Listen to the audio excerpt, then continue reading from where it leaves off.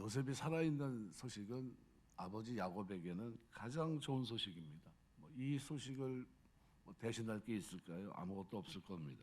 오늘 9절 보면 요셉은 형들에게 속히 아버지께로 올라가서 자신이 애굽의 총리가 되었다는 것을 전할 것을 말합니다. 아버지 아들 요셉의 말에 하나님이 나를 애굽 전국에 주로 세우셨으니 지체 말고 내게로 내려오사. 죽은 줄 알았던 요셉이 애굽의 총리가 되었다는 이 소식은 야곱에게 있어서는 말로 표현할 수 없는 큰 기쁨의 소식입니다. 그러므로 요셉은 형들에게 속히 자기에 관한 소식을 아비 야곱에게 전하도록 촉구했던 겁니다.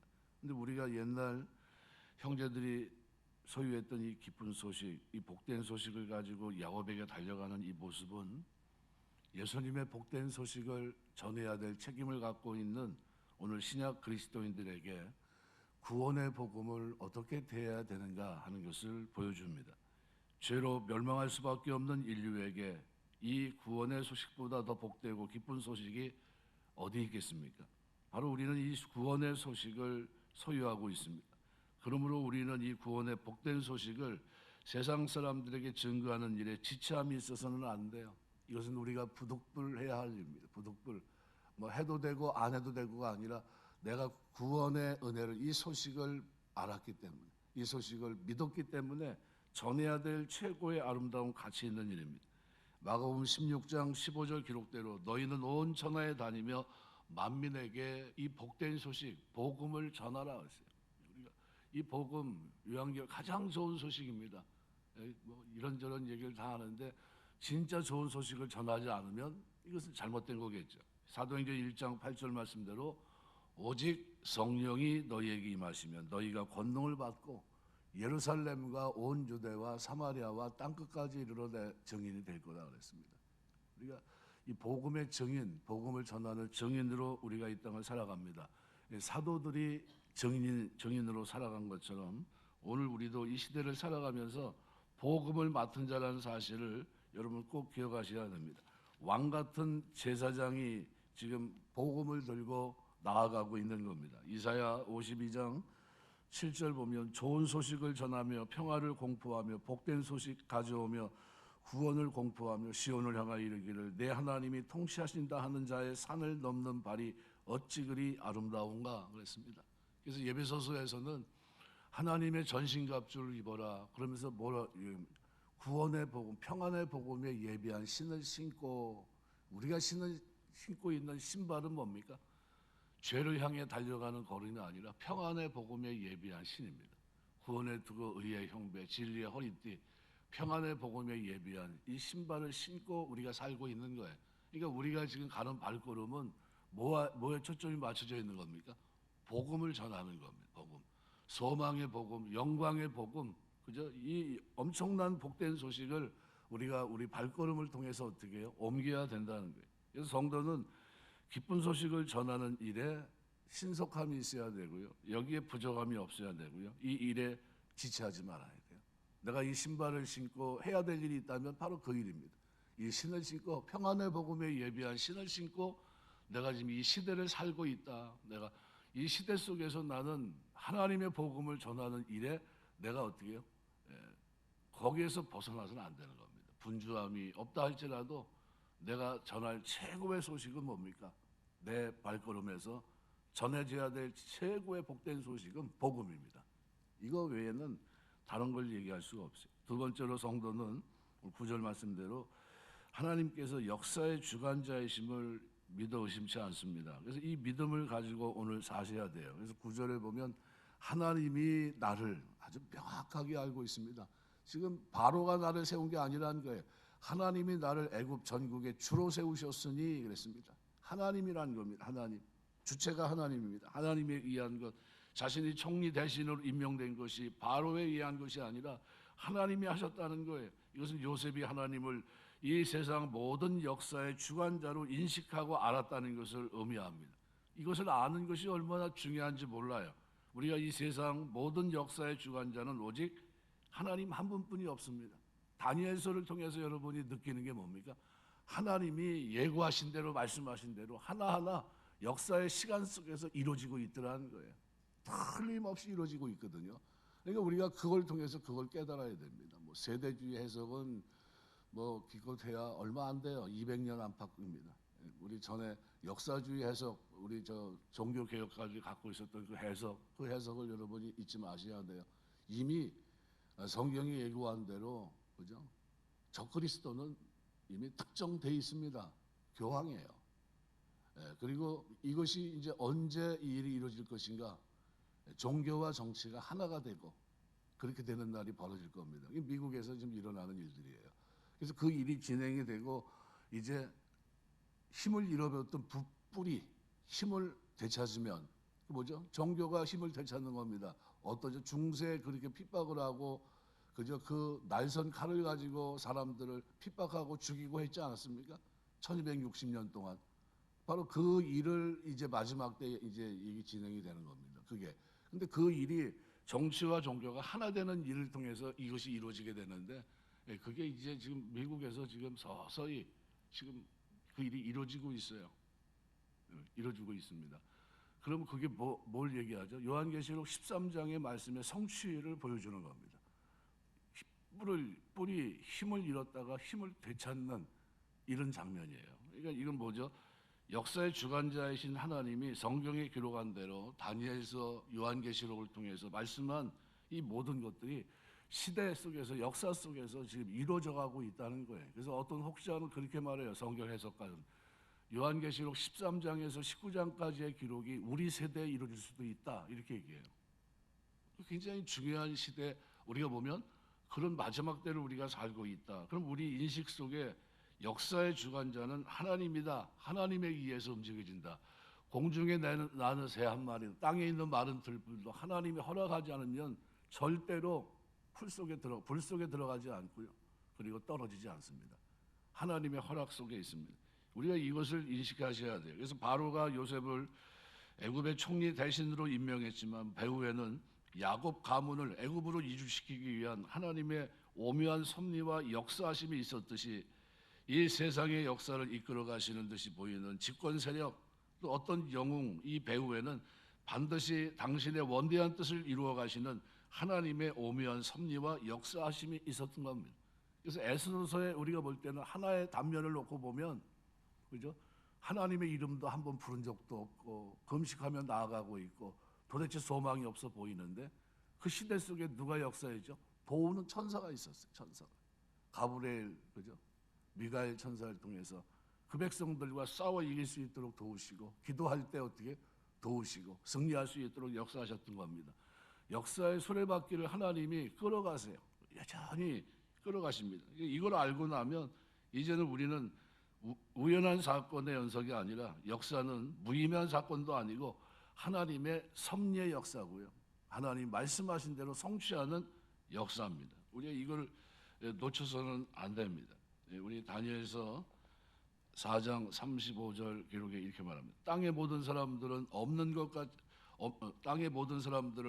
것 같이 여기시며 하늘의 군대에서든지 땅의 사람에게든지 그는 자기 뜻대로 행하시나니 그의 손을 금하든지 혹시 이르기를 내가 무엇을 하느냐고 할 자가 아무도 없도다 그랬어요.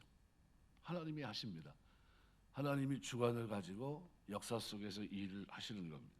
우리가 이 사실을 여러분이 꼭 기억하시면서 신앙생활 하셔야 됩니다. 그래야 흔들림이 없고 후회함도 없고 바르게 살아갈 수 있다 이렇게 생각이 됩니다. 이사야 말씀에도 보면 14장에 26절, 27절에 보면 이것이 온 세계를 향하여 정한 경영이며 이것이 열방을 향하여 편 손이라 하셨나니 만군의 여호와께서 경영하셨은즉 누가 능히 그것을 폐하며 그의 손을 펴셨은즉 누가 능히 그것을 돌이키랴 그랬습니다. 하나님이 정한 대로 말씀하신 대로 신실하신 하나님이 역사 속에서 때가 되면 다 이루십니다. 다 이루세요. 그래서 우리 시대는 바벨론, 메데 바사, 헬라, 로마로 내려가서 열 발가락 시대 그리고 가로 시대 2000년이 흘러왔습니다. 근데 그 2000년이 흘러오면서 뭐가 지금 이루어지고 있냐면 말씀의 성취가 이제 다 이루어져 가요. 성경 속에 기록되어 있는 것들이 그 성취돼 가고 있습니다. 다. 그 속에서 우리가 마지막 주님이 뜨인 돌이 뭘 칩니까? 로마의 마지막 열 발가락 시대를 종지부 찍는 그 일만 남은 거예요. 그 사이에 일어날 일들을 다니엘서 뭐 우리가 아는 대로 뭐 예레미야 뭐 예언서를 통해서 다 에스겔을 통해서 다 설명하고 있고요. 요한계시록을 통해서 자세하게 기록으로 남겨놨던 겁니다. 우리가 이것을 주관하시는 분이 바로 우리를 구원하시고 우리를 사랑하신 하나님이십니다. 이 믿음을 가지고 우리가 살아가면서 오직 역사의 주관자는 하나님이다. 이걸 여러분이 잊지 않게 되시길 주의 이름으로 축원합니다. 오늘 본문에 또 요셉은 부모에 대한 자녀의 도리를 참 잘합니다. 그래서 오늘 본문에 이렇게 말합니다. 흉년이 아직 5해가 있으니 내가 거기서 아버지를 봉양하리이다. 봉양한다는 말은 모든 필요를 다 채워주겠다 하는 거예요. 우리도 그렇게 살아내야 되겠지만요. 이렇게 살아내는 걸 자녀들에게 보여줘야 됩니다. 부모가 살아가면서 힘들다고 해서 요양원에 보내고 하는 것은 잘못된 거라고 저는 생각합니다. 편의주의예요. 편의주의. 그냥 굉장히 안타까운 이 시대의 단면이라고 저는 생각을 합니다. 이 시대가 세상 사람들이 그렇게 흘러가도 예수 믿는 사람들은 절대 그러시면 안 됩니다. 나를 이 땅에 생명의 빛을 보게 하신 부모에 대해서 끝까지 애지중지하며 사랑하며 살아갈 수 있어야 됩니다. 그걸 봐야 자식들도 똑같이 합니다. 우리 부모님은 우리 살아계실 때 이렇게 하셨다고 그걸 보여주셔야 됩니다. 교육은 시청각 교육 그걸 따라갈 것이 없습니다. 시청각 교육이 잘 되면 그것이 세뇌 교육입니다. 세뇌. 우리 아이들 머릿속에 우리 부모님은 이렇게 섬겼다. 나도 저렇게 섬길 거다. 그걸 자꾸 보여주셔야 됩니다. 뭐 때 되면 반드시 찾아가서 갈 때 혼자 가지 마시고요. 은밀하게 자기 자녀들 다 끌고 가서 보게 하셔야 돼요. 섬기고 그리고 그 앞에서 수종 들고 이렇게. 그걸 모르니까 요즘 아이들이 천방지축으로 날뛰입니다. 부모의 섬기는 것도 모르고 할아버지 할머니 알기를 우습게 알고 이럽니다. 그러면 안 돼요. 우리가 신앙생활 하면서 부모에 대한 효를 다할 수 있는 여러분 되시길 주의 이름으로 축원합니다. 그래서 디모데전서 5장 4절은 이렇게 말해요. 만일 어떤 과부에게 자녀와 손자들이 있거든 그들로 먼저 자기 집에서 효를 행하여 부모에게 보답하기를 배우게 하라. 이것이 하나님 앞에 받으실 만한 것이니라. 과부에게 자녀와 손자는 뭡니까? 이미 이 시대 3세대까지예요. 그러니까 집안에 자기 밑에 누가 존재하고 있다면 반드시 효를 배우게 하라. 이것이 하나님 앞에 받으실 만한 거다는 거예요. 이거 효를 행하지 않으며 예수 잘 믿는다는 건 거짓말하는 겁니다. 보이지 않는 하나님을 보는 부모를 섬기지 못하면서 어떻게 하나님을 사랑한다고 고백할 수 있겠습니까? 자기 부모도 사랑하지 못하면서 말이 안 되는 얘기입니다. 우리가 예수를 믿으면 반드시 효를 가르치셔야 돼요. 부모를 수종들 수 있게. 그리고 오늘 12절 13절에 보면 오늘 12절 13절 이렇게 말. 당신들의 눈과 내 아우 베냐민의 눈이 보는 바 당신들에게 이 말을 하는 것은 내 입이라. 당신들은 내가 애굽에서 누리는 영화와 당신들이 본 모든 것을 다 내 아버지께 아뢰고 속히 모시고 내려오소서. 직접 보고 입을 통해 들은 것을 아버지께 증거하고 아버지를 속히 모시고 내려와라 이렇게 얘기합니다. 죽은 줄로만 알았던 요셉이 애굽의 총리가 되었다는 사실은 믿기 어려운 사실입니다. 그런데 요셉은 형제들에게 너희가 직접 보고 들은 것을 증거하라고 얘기합니다. 어떤 사실을 증거하는 데 있어서 가장 중요한 것은 자신이 직접 보고 들은 겁니다. 이것은 힘있게 증거할 수 있는 근거입니다. 사람은 자신이 직접 듣고 본 것이 아닌 것을 증거할 때는 설득력 있게 증거할 수 없습니다. 그것은 자신도 직접 보고 들음으로 체험한 것을 증거할 때는 힘이 있게 되는 겁니다. 한양 갔다 온 사람과 갔다 오지 않은 사람이 다르다고 그러잖아요. 그래서 갔다 온 사람 얘기를 들으면 자세한데 갔다 오지 않은 사람 얘기를 들으면 두루뭉실을 합니다. 그렇다고 하더라 그러더랍니다. 한 번도 가본 적이 없으니까요. 근데 들은 사람과 본 사람은 다릅니다. 인류의 구원자 되시는 그리스도를 증거함에 있어서도 마찬가지입니다. 오늘 우리 가운데 역사하시는 그리스도의 영, 성령과 그리스도의 말씀이 기록된 성경을 통해서 우리가 그분의 세미한 음성을 듣고 또 주님을 우리가 매 순간 만납니다. 그래서 성도들은 성령 충만을 위해 무시로 간구하고 날마다 말씀에 기록된 성경을 상고하고 연구하면서 그리스도의 말씀에 충만함을 가지고 이 땅을 살아야 됩니다. 그래야 우리가 복음을 전할 때 힘있게 전할 수 있어요. 내 뜻이 아니라 하나님의 뜻을 전하는데 사도행전 4장 20절 기록대로 우리가 보고 들은 것을 말하지 아니할 수 없다 그랬어요. 우리가 보고 들은 것, 깨달은 것, 내 삶을 변화시킨 것, 그 능력의 말씀, 그죠? 살아 움직이는 운동력 있는 말씀이 나를 어떻게 변화시켰는지, 내 생애를 어떻게 만들어 놨는지 이거를 증거해야 되는 겁니다. 다른 거 말고요. 이것이 나에게 왜 살아있는 말씀인지, 왜 역사하는 말씀인지, 왜 하나님이 지금도 살아계신지 그 증거가 누구죠? 바로 여러분이에요. 나입니다. 내가 이 말씀 때문에 이 말씀을 상고하면서 성령의 조명 속에서 내 몸을 복종시키며 상받기를 바라며 이렇게 살고 있다 하는 이것을 명확하게 증거할 수 있어야 됩니다. 말씀을 맺겠습니다. 우리 신앙생활 하면서 오늘 기쁜 소식, 그죠? 너무나도 기쁜 소식을 우리가 붙잡고 있습니다. 평안의 복음에 예비한 신을 신고 이 땅에 살아가고 있습니다. 신발을 벗고 있는 사람은 혹시 없는지 모르겠어요. 신었는데 안 신은 것처럼 전혀 무관하게 엉뚱한 일을 하고 사는 사람은 없는지, 평안의 복음에 예비한 신을 신고 이것이 하나님의 전신과 합주예요. 이것을 입고 이 신발을 거기에 걸맞는 삶을 살아가야 됩니다. 운동장에서 육상하는 사람이 트랙에 스파이크가 박힌 신발을 딱 신고 있어요. 뭐 하려고 신은 거죠? 뛰려고 신은 겁니다. 스피드를 내려고 가장 빠르게 달려갈 수 있기 위해서 가장 가볍고 가장 힘차게 달릴 수 있는 스파이크가 박혀있는 신발을 신고 있는 거예요. 뭐 때문이죠? 우승하려고, 꼬림 지점에 달려가려고. 우리가 신은 신발이 평안의 복음에 예비한 신을 신고 우리가 이 땅을 살아가는 것, 이것이 영적으로 깨어있는 삶이라는 사실을 여러분이 꼭 기억하시기 바랍니다. 복음, 이것이 우리가 이 땅에서 행해야 될 가장 귀한 일이라는 사실을 꼭 기억하시고 살아가면서 하나님 나에게 이 복된 소식을 맡겼는데 내가 이 소식을 전하는데 게으름이 있지 않게 하시고 이 복음을 전하며 달려가는데 내 삶이 소진될 수 있도록 은혜 베풀어 주옵소서 기도하시고요.